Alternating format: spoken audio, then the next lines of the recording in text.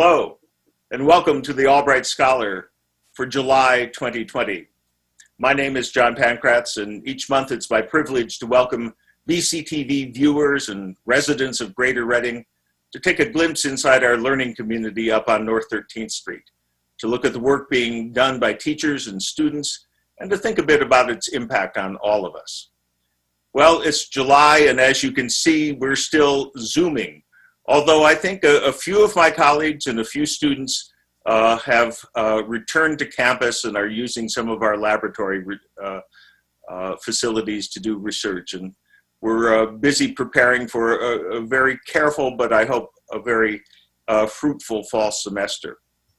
My two guests today are participants in Albright's famous ACRE program, the Albright Creative Research Experience. That happens over 10 weeks in the summer and allows a student and a faculty mentor to really research in depth on subjects of interest to both of them. And as you know from shows in the past, these subjects can cover the gamut from organic chemistry to theatrical presentation to literary interpretation to economics or politics. In this case, we're going to be talking about research in cognitive psychology with my colleague, Justin Couchman. Justin, welcome. Thank you. And his student, Dana Fielding, who is a rising senior, is that right? Yep. Rising senior at Albright College and a major in psychology or psych bio? Psych bio. Psych bio. So welcome to you both.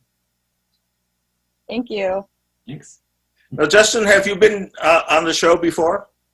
I have not. No, this is I thought this might be your first time, so it's great to have you here. I know you've been working very hard in this kind of context. You yourself are an active researcher, and you've encouraged your students to be active as well. What's the appeal of doing a summer ACRE with a single student in this context? Oh, I mean, it's excellent in the sense that you can basically formulate a whole project, something from start to finish. We often start a little bit earlier in the spring semester, but although not this spring semester, we did the preliminary work beforehand, but then we got a little interrupted. But it's great that a student can fully conceptualize a project. They can come in with an idea, they can talk about it, we can formulate it into something that's really workable and good. And then start testing it, and by the end of summer, basically have a whole project ready to go. Usually it ends up being someone's senior thesis or, moving into that realm. And I mean, it's definitely the best, it's like the best thing that Albright has in terms of research. We just, it's one-on-one, you do it all day, you get all kinds of time to do things, obviously a little bit different now. But it's been very productive. I think I've done a summer ACRE every year that I've been here. I think you have. That was my recollection as well. Yeah, it's always been, and every single student is has loved it and gotten a lot out of it, and ended up going on to take that research somewhere else. Usually it's into a senior thesis, into presentations, sometimes into publications. Actually, I think the last student that I had that was on your show, I just sent her by herself. I should have said you done it by yourself. You done the whole explained it by all that, which you easily could. But we're actually working on publishing that right now. So it's something that, produces a lot for the college. It makes it, a lot That's fabulous. It's also a great stepping stone for students who are interested in further study beyond college as well. Yeah, which Dana is, right? Yes. Dana, when did you first hear about the ACRE program? Freshman year. I think it's because they usually do an ACRE experience event the first few weeks of school. So I think that's right. went But to that summer's ACRIsts are presenting their research. Yeah, so I think I went to that, and that's when I first got interested in it. But I didn't really know about it at the time because I didn't take my stats research course. Once I took that, then I really knew I wanted to do one. Great. Well, tell us a little bit about what your project is. As I mentioned at the start, cognitive psychology, but you're interested in memory and what happens to memory, right? Yeah, so we're looking at the effects of stress and virtual environments on the misinformation effect on memory. Huh. So basically, like, in what ways can we manipulate memory using these different stimuli? Okay, the misinformation effect. Briefly, what does that entail? Dr. Kaufman, do you want to take that one? Oh God, you know exactly it. All right, I'll say it first part. You can do it. But basically, the idea is everyone remembers things, and most of the time you just assume that whatever you remember is true. But when they do research on it, it turns out that much of what you remember, in fact, a disturbing amount, is not true.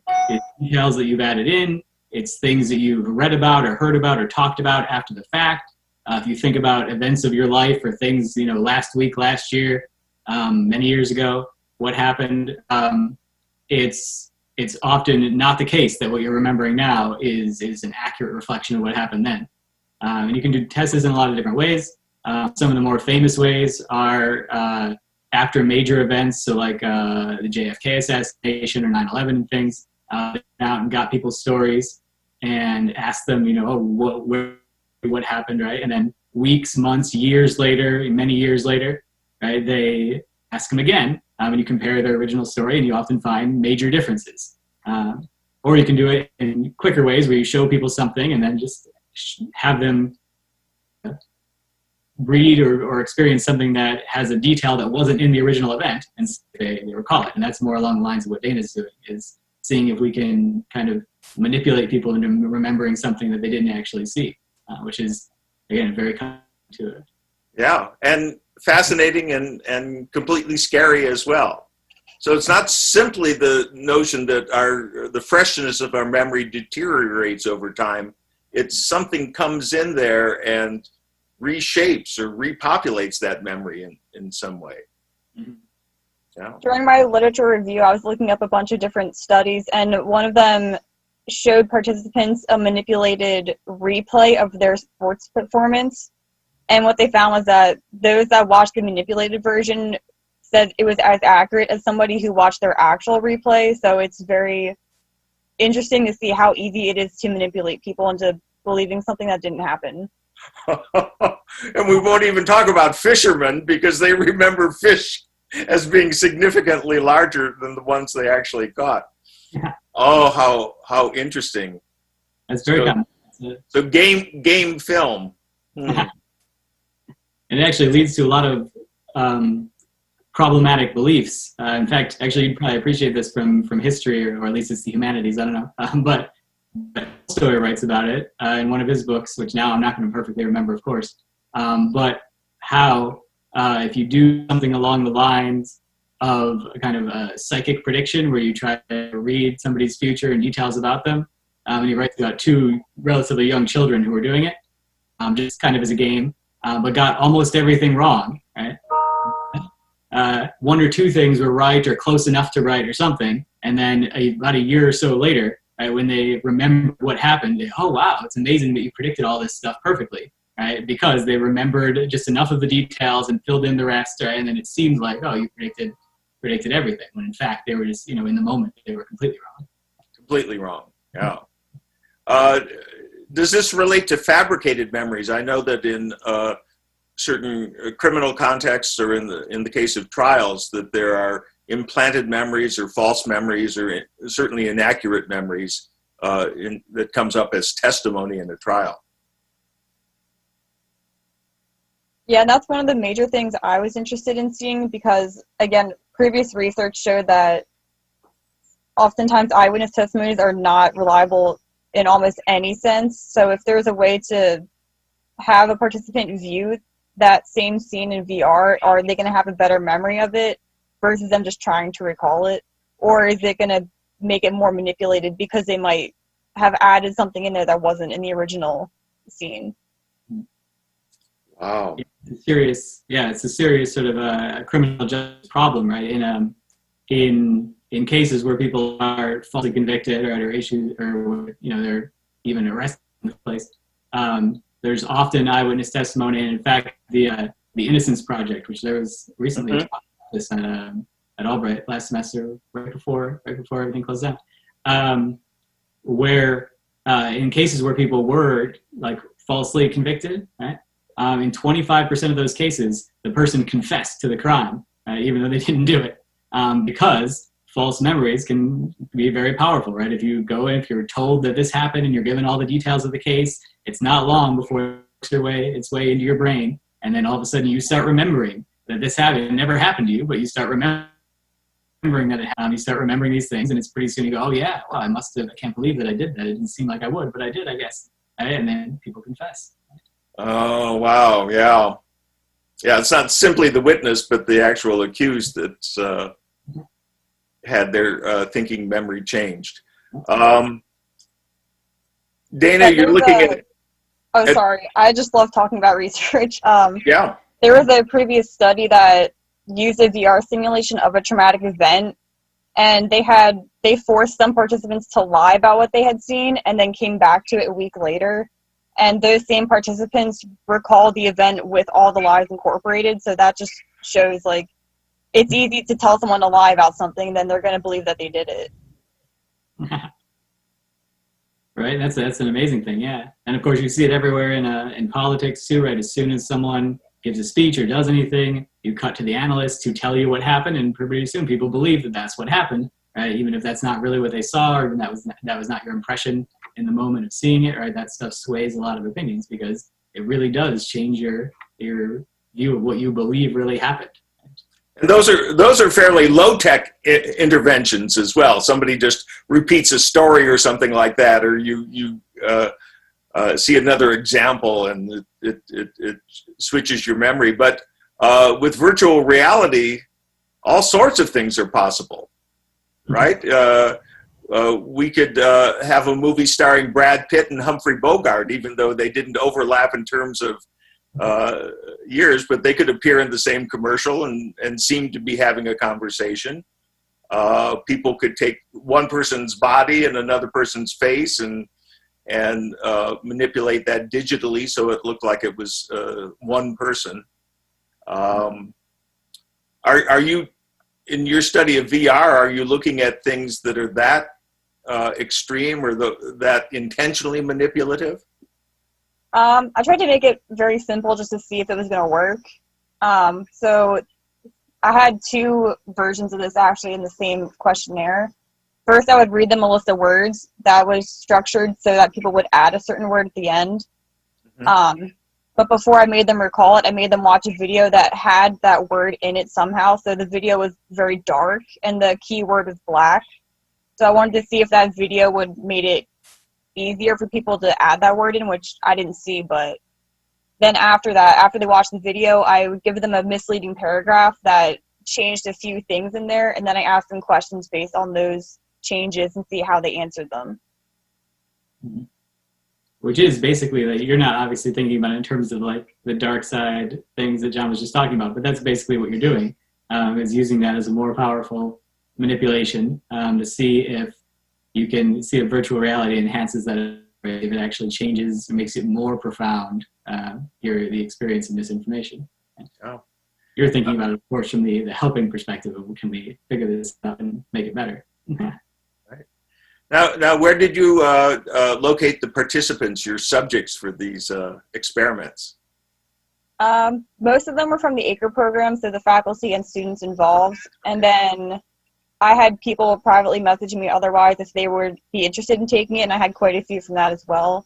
Mm-hmm. So that's where my pool came from. Okay, and so by talking about this and talking about your methodology here on the air, we're not skewing the experiment in any way, I hope. No, I closed it so no one can go in and take it now knowing what it's about. Okay, good. Would that help?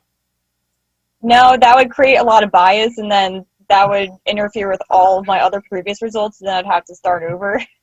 Do you think people, knowing that their memory of an original scene or original video were being challenged or manipulated, would they stick more rigorously to what they saw in the first place, do you think? Possibly, but they would also have participant bias, so they would try to answer the questions based off of what they think I would want to see. Yeah. So it could go either way, really. So then there's no way to tell if they were actually answering it genuinely or not. So Yeah, it would definitely be an experiment. But I think what you're getting at is a very fascinating question of, does being aware of it make any difference? Which is not totally clear, actually.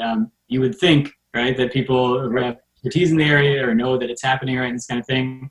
One of the main people who did this research was Daniel Kahneman, who's a famous behavioral economist and Nobel winner. And he wrote in his book, he had many examples where he and the greatest world experts on this would commit these exact same errors, the exact same biases, despite the fact that they should know better, right, that they have all these things going for them.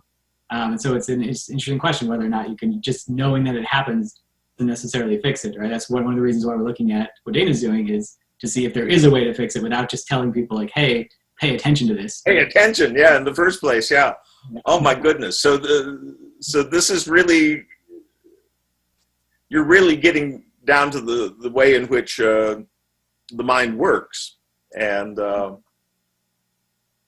can be changed and can be manipulated. this actually changed my mind on what I wanted to do, go into grad school, because originally I wanted to go for neuroscience. Now I want to go specifically into decision neuroscience and how brain makes certain decisions, which is what this really revolves around. So I just find it interesting. Yeah, yeah. But what materials did you actually use in the experiment? Did you create a video, or just find a video, or was there one already available? I just found one right off of YouTube that was public, and then the word list came from the DRM task, which is a certain specified word list that you can choose a whole bunch from. And then I made the paragraph and the questions myself. And I also used the resilience score test and the positive and negative affect score test. Okay. And we set this one up online. This is actually the second incarnation of this because of the way things have been. And really we're going to the third now. But tell them, Dana, about what we did initially with the virtual reality and GSR equipment and physiological stuff. Oh yeah, originally we were supposed to use GSR, which measures the skin response, which would more accurately measure stress versus me asking them to self-report, because you can't really rely on that.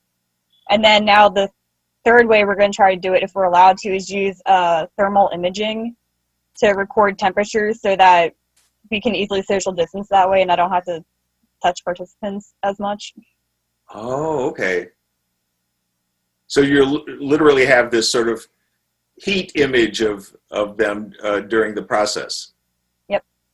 And yeah, you can do that from 6 feet or 10 feet away. Oh, how fascinating. Hopefully. That's the plan. I'm willing to believe that people are stressed. If somebody self-reports that they're stressed at any time over the last 3 months or in the 4 months ahead of us, they're probably telling the truth in some measure. That's another thing I was concerned about too with self-report, is because of the current pandemic. Are they more stressed than they usually would have been if they were taking this? So that's also something I have to take into account. Yeah, I think you do. Probably our baseline stress numbers are just all elevated. And when we return in the fall and are wearing masks and shields and everything like that, will simply add to the effect. Mm-hmm. Yeah. So this is going to grow into your senior honors project. Yeah, that's the goal. Good. I'm gonna have to rework it first semester in the fall, and then hopefully second semester get all my data and then have that done by the spring so that I can start formulating my presentation for that. And so far, does it look like you're generating significant data?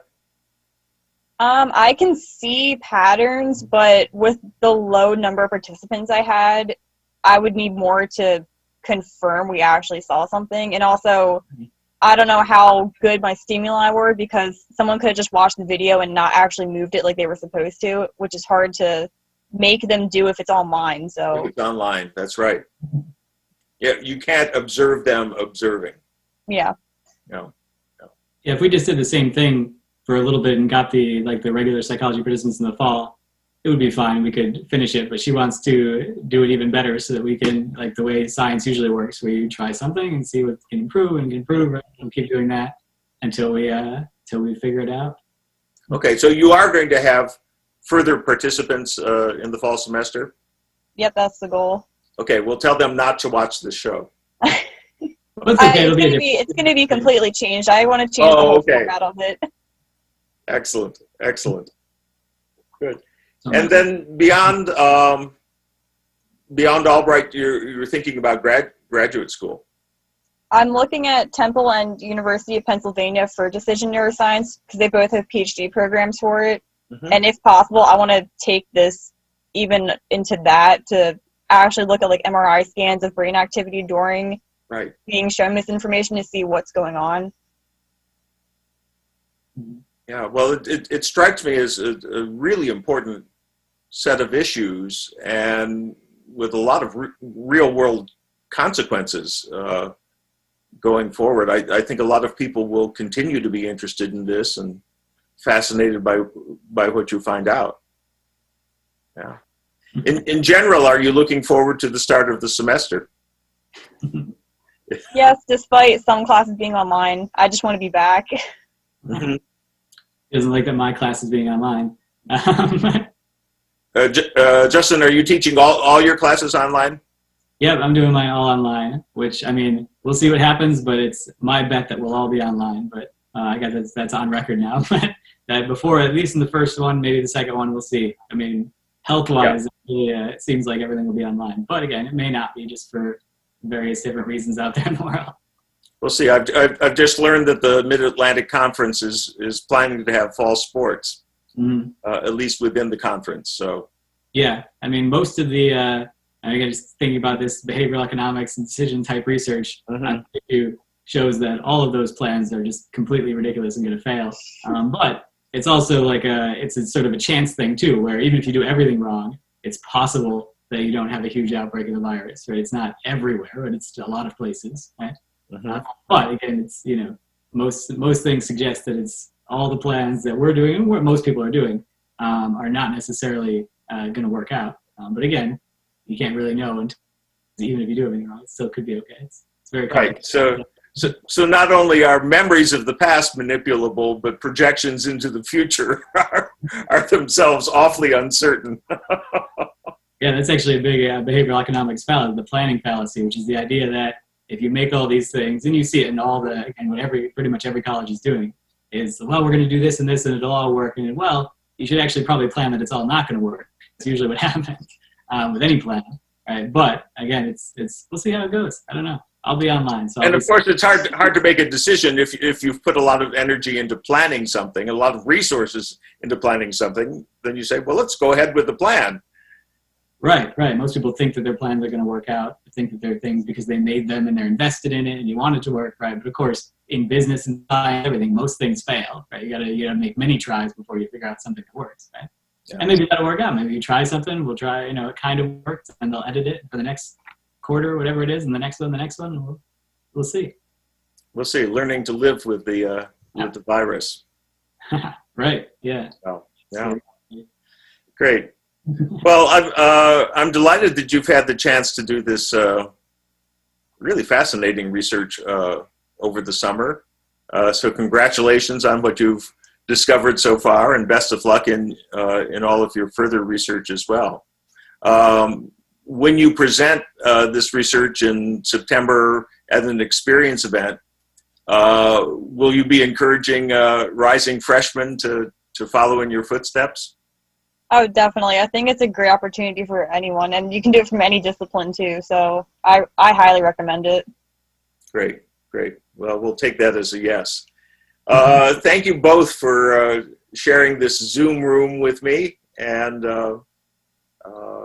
for all your work and your contributions to the college as well. Thank you as well for watching. We'll join you again in August, perhaps from the BCTV studios, for another edition of the Albright Scholar. Goodbye.